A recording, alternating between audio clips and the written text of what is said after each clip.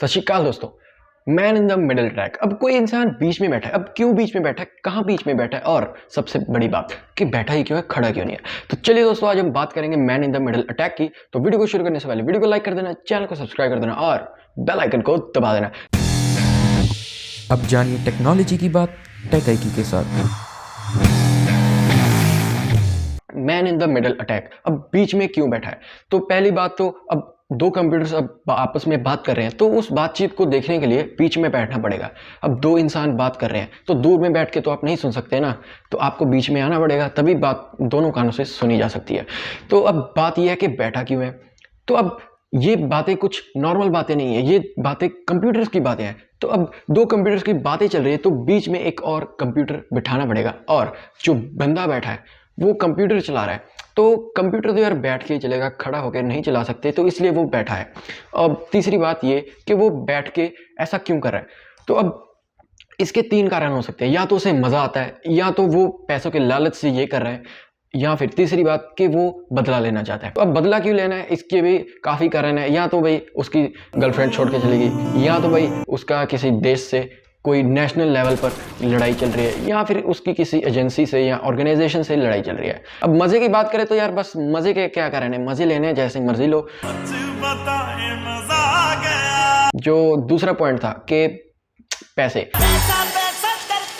तो अब किसी लोगों की बातें सुन के उनका डाटा लीक कर सकते हैं, तो उनसे पैसे लेंगे कि मैं आपका सारा डाटा वापस कर दूंगा, आप मुझे पैसे दे दो, मैं आपकी बातें नहीं लीक करता। ये बड़ी अच्छी बात कही आप। तो अब बात करते हैं कि ये सब कुछ कैसे होता है और किन किन तरीकों से आप इन चीज़ों को एग्जीक्यूट कर सकते हो। तो ये वीडियो दोस्तों बिल्कुल एजुकेशनल पर्पस के लिए है। हम मालूम है तेरे बाप को मत सिखा, चल। इसके अंदर कोई प्रैक्टिकल नहीं होगा, मैं आपको सिर्फ बताऊंगा कि ये कौन कौन से तरीके से हो सकता है और उसे कैसे बच सकते हैं, और आपकी गर्लफ्रेंड की चैट को कैसे बचाया जा सकता है। अब इसके काफ़ी तरीके होते हैं, लेकिन सबसे पहले हम मोटा मोटा देख लेते हैं कि कैसे ये एग्जीक्यूट होता है। अब दो कंप्यूटर्स बात कर रहे हैं, जैसे आप और आपकी गर्लफ्रेंड। तो आप और आपकी गर्लफ्रेंड इंसान है, लेकिन कर तो आप मोबाइल से रहे हो ना, मतलब कंप्यूटर से। तो अब क्या होगा कि आपने व्हाट्सएप पर अपनी गर्लफ्रेंड को मैसेज भेजा। अब आपका मोबाइल और आपकी गर्लफ्रेंड का मोबाइल डायरेक्टली कम्युनिकेट कर रहे हैं। आपने मैसेज भेजा आई लव यू, ठीक है, वैलेंटाइंस डे आ रहा है। तो अब हैकर क्या करेगा कि आपका जो कनेक्शन है, मतलब आपकी मोबाइल के गर्लफ्रेंड के मोबाइल के साथ, आपके दिल का नहीं दोस्तों, आपके वायरलेस मोबाइल का कनेक्शन वो तोड़ देगा और एक नया कनेक्शन बिल्ड करेगा, जिससे आपका मोबाइल पहले हैकर के मोबाइल से बात करेगा या कंप्यूटर से बात करेगा, उसके बाद हैकर का कंप्यूटर गर्लफ्रेंड के मोबाइल से बात करेगा। तो अब हैकर कुछ भी कर सकता है, आपका आई लव यू का मैसेज आई हेट यू में बदल सकता है, और आपका वैलेंटाइन डे खराब भी कर सकता है। तो अब बात यह है कि वो क्यों करेगा, वही मैंने आपको सारे रीजंस बता दिए। अब बात यह है कि वो कैसे करेगा। तो कैसे करेगा, इसके काफ़ी मेथड्स हैं, लेकिन हम मेन मेथड की बात करेंगे। तो पहले मेथड की बात करते हैं कि जब आप कहीं घूमने जाते हो गर्लफ्रेंड के साथ, मज़ा आ गया भाई, शॉपिंग मॉल में जाएंगे, वहाँ पर तो फ्री वाईफाई मिल गया और मज़ा आ गया, लो जी नज़ारे नज़ारे, ठीक है। अब फ्री वाईफाई है, कोई पासवर्ड नहीं है, या फिर फ्री वाईफाई है उसका पासवर्ड लिख रखा है उसके साथ ही, वाह मज़ा आ गया, ठीक है। तो अब फ्री में वाईफाई यूज़ करेंगे, है ना, जियो का नेट बचाएंगे, महंगे हो गए पहले से ही, है ना। लेकिन दोस्तों वहाँ पे बहुत ज़्यादा रिस्क होता है। अब हमें नहीं पता कि वो वाईफाई किसी अटैकर ने लगा रखा है, या फिर जो खुद मॉल वाले हैं उनने लगा रखा है, या फिर मॉल वालों का भी होगा, तो क्या पता उस हैकर ने उसे भी हैक कर रखा हो। आपने उस पब्लिक वाईफाई को कनेक्ट कर लिया, ठीक है, मज़ा आ गया। लेकिन जब भी आप उस पब्लिक वाईफाई से कनेक्ट करने के बाद जो भी काम करोगे वो उस हैकर को पता चल जाएगा, क्योंकि वो एक तो सिक्योर नहीं है, और दूसरी बात उस हैकर का सारा एक्सेस उसके पास है। तो जो भी उस वाईफाई नेटवर्क के अंदर जो भी मोबाइल कनेक्टेड होगा और जो भी काम होगा उस हैकर को पता चल जाएगा। Oh my God! अब आपने गर्लफ्रेंड को मैसेज किया, आपने बैंक की ट्रांजैक्शन की, आपने अपनी कंपनी के इंपॉर्टेंट डॉक्यूमेंट्स ट्रांसफर किए उस वाईफाई से कनेक्ट करके, तो सब उसको पता चल जाएगा, ठीक है। तो अब सिंपल सा मेथड है कि आप पब्लिक वाईफाई या किसी भी जो फ्री वाईफाई है उसे कनेक्ट ना करें, अपना घर का थोड़े पैसे लगा के अपना प्राइवेट वाईफाई लगवा लो, तो बढ़िया बात है। तो अब सेकंड मेथड की बात करते हैं, जो कि काफ़ी इंटरेस्टिंग है।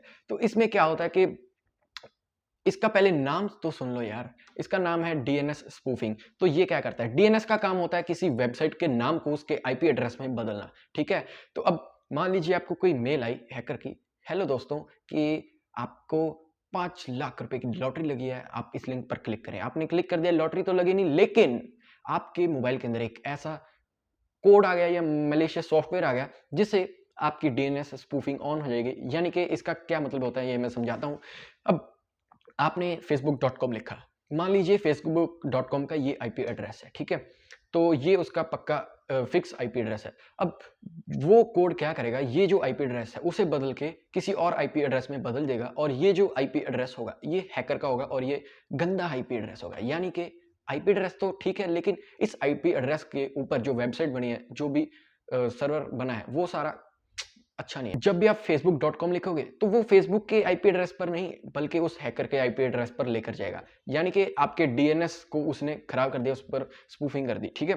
तो जब भी आप facebook.com लिखोगे तो उस हैकर के डीएनएस सर्वर से आप कनेक्ट होगे, उसके बाद फेसबुक के सर्वर से आप कनेक्ट होगे, उसके बाद आप अपना काम कर सकते हो, ठीक है। तो मतलब कि जो भी आपने फेसबुक पर काम किया या किसी भी वेबसाइट पर काम किया है, आप उस हैकर को सब कुछ बता रहे हो। तो इसे पता लगाना काफ़ी मुश्किल है, आपको नहीं पता चलेगा कि आप हैक हो चुके हैं या आपकी डीएनएस स्पूफिंग हो रही है, तो ये काफ़ी मुश्किल है पता लगाना। तो अब थर्ड पॉइंट आता है सेशन हाईजैकिंग। ये भी काफ़ी मज़ेदार है, जो कि आजकल सोशल मीडिया अकाउंट्स को हैक करने के लिए काफ़ी यूज़ किया जाता है। तो आपने इंस्टाग्राम ऑन किया, आप लॉगिन हो पहले से ही, आपने रील्स देखी, बहुत मज़े किए, ठीक है, लाइक किया, कमेंट किया और बंद कर दिया, ठीक है। दोबारा इंस्टाग्राम खोला, आपको लॉगिन करने की ज़रूरत नहीं है।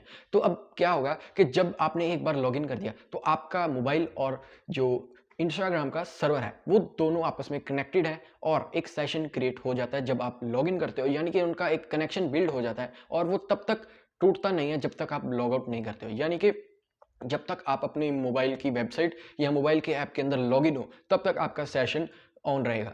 तो अब क्या किया जाएगा कि जब आपकी ब्राउज़र की कुकीज़ होती है उससे पता चलता है कि आप एक ऑथेंटिकेट यूज़र हो या फिर नहीं। जैसे कि आप instagram.com पर गए, आपने लॉगिन किया, उसके बाद आपकी ब्राउज़र के अंदर एक कुकी सेव हो जाएगी जो कि एक मतलब टेक्स्ट फॉर्म में होती है, एक यूनिक कोड होता है। अब वो कोड उससे ये पता चलेगा कि आप, यानी कि मान लीजिए मैं अपने ब्राउज़र पर गया और वहाँ पे instagram.com लिखा, लॉगिन किया और उसके बाद एक कुकी जनरेट हो गई, और वो कुकी जब तक मेरे ब्राउज़र के अंदर है तो उसे पता चलता रहेगा कि ये हरकीरत सिंह है। अब मैं बंद कर दूंगा और अगले दिन फिर ब्राउज़र ऑन करूंगा और मुझे लॉगिन करने की ज़रूरत नहीं है, क्योंकि मेरे ब्राउज़र के अंदर वो कुकी सेव है और उस कुकी से पता चल जाएगा कि ये हरकीरत ही है और वही लॉगिन कर रहा है, ठीक है। अब वो कुकी अगर मैं चोरी कर लूँ, मतलब कोई और चोरी कर ले मेरे से और अपने कंप्यूटर के अंदर डाल दे, तो क्या होगा, तो उसे इंस्टाग्राम को ये लगेगा कि ये तो हरकीरत ही है, लेकिन उसे नहीं पता कि उसके पीछे हैकर बैठा है।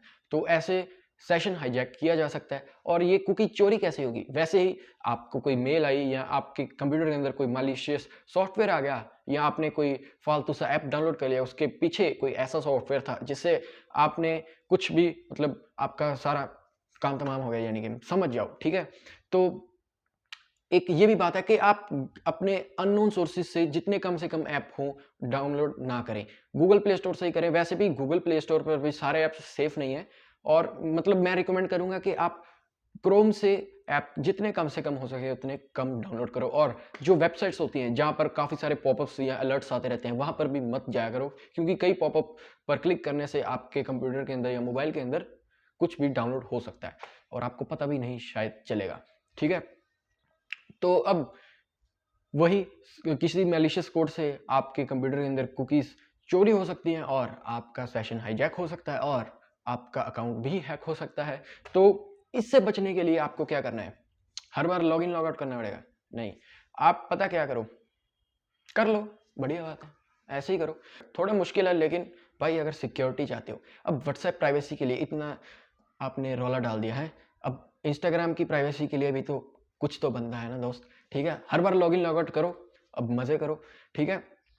आप सिंपल ट्रिक ये अपना सकते हो कि आप जब भी लॉग आउट करते हो, आप अपनी जो डिटेल्स हैं, लॉगिन डिटेल्स, उन्हें सेव रखो, सिंपली आपके ऐप के अंदर सेव रहेंगी।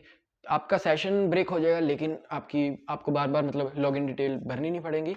तो एक बार लॉगिन का बटन दबाया, अपने आप लॉगिन हो गया, उसके बाद लॉग आउट कर दो, बढ़िया है। और ब्राउज़र के अंदर जितना कम से कम हो सके उतना चलाओ, या फिर चलाओगे तो लॉग आउट हर बार करो। अब आपको मोटा मोटा समझ आ गया कि एक इंसान बैठा है बीच में, यानी कि उसका कंप्यूटर बैठा है बीच में, दो कंप्यूटर्स के बीच में या पूरे नेटवर्क के बीच में, जो कि पैसों के लिए, मजे के लिए या रिवेंज के लिए आपके कंप्यूटर को मतलब हैक कर लेगा या आपकी बातचीत सुन लेगा। अब कई लोग ये भी कहेंगे कि यार जो भी कनेक्शन होता है वो HTTPS होता है, यानी कि सिक्योर होता है, यानी कि 128 बिट की सिक्योरिटी होती है, TLS होता है, SSL होता है, यानी कि मोटा मोटा कहूँ तो सिक्योरिटी होती है, तो वो बातें कैसे सुन सकता है। तो दोस्तों अब ताला आपको मिल गया तो चाबी डुप्लीकेट बन सकती है, ठीक है। तो हैकर को एक बारी पता चल गया ना कि ये चीज़ है, उसको ताला लगा हुआ है, वो डुप्लीकेट चाबी बना सकता है। एक बार एक हैकर को कुछ इंफॉर्मेशन मिल गई, चाहे वो इनक्रिप्टेड है, उसे डिक्रिप्ट किया जा सकता है। तो ऐसा नहीं है कि HTTPS 100% सिक्योर है और उसे हम कोई क्रैक ही नहीं कर सकते, सब कुछ हो सकता है दोस्तों। ताला बन सकता है तो उसकी चाबी भी बनेगी, और चाबी अगर गुम गई तो डुप्लीकेट भी बन जाती है। तो ऐसी वीडियोस के लिए हमें फॉलो करना मत भूलना, और हम आपके लिए वीडियोस लाते रहेंगे और आपका नेटवर्क चलते रहेंगे। धन्यवाद।